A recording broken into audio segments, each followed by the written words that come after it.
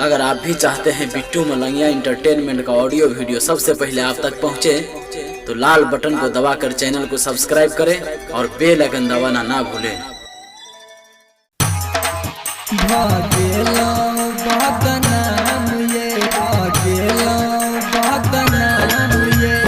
अखन अपने सब सुन रहल छी बिट्टू मलंगिया एंटरटेनमेंट के।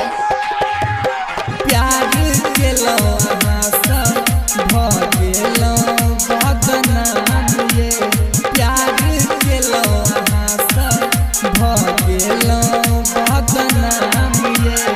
अभी आप सुन रहे हैं खुटौना से मैथिली म्यूजिक की शानदार प्रस्तुति।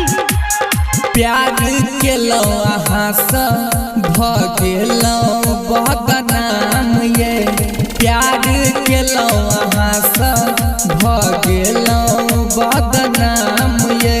सपना देखा के हमारा, सपना देखा के हमारा ल ले लो हमर जान ये, बाबू हमर सोना ये, जानू हमर प्यार केलो अहाँ सब भगेलो बदनाम ये, प्यार केलो अहाँ सब भगेलो बदनाम ये, भगेलो बदनाम। अभी आप सुन रहे हैं खुटौना से मैथिली म्यूजिक की शानदार प्रस्तुति।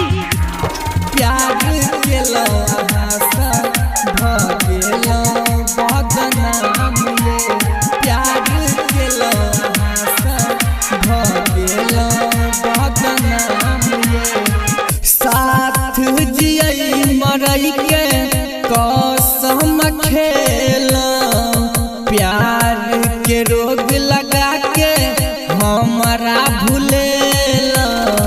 साथ जियै मरई के कसम खेला, प्यार के रोग लगा के हमारा भूलेला, हमारा भूलेला। बाबू हमर सोना ये, जानू हमर प्यार केलो अहाँ सब भगेलो बदनाम ये, प्यार केलो अहाँ सब भगेलो बदनाम ये, भगेलो बदनाम। अखन अहाँ सब सुन रहल छी स्टार सिंगर आर.के. राजा के मधुर आवाज में।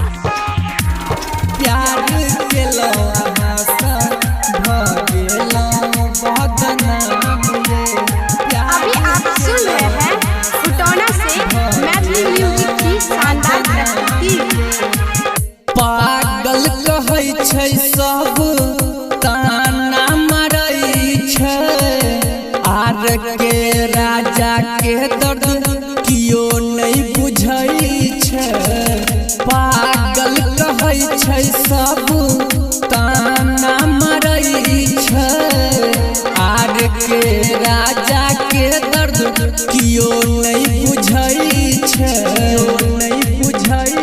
बाबू हमर सोना ये, जानू हमर प्यार केलो अहाँ सब भगेलो बदनाम ये, प्यार केलो अहाँ सब भगेलो बदनाम ये, भगेलो बदनाम ये। presented by Bittu Malangiya Entertainment।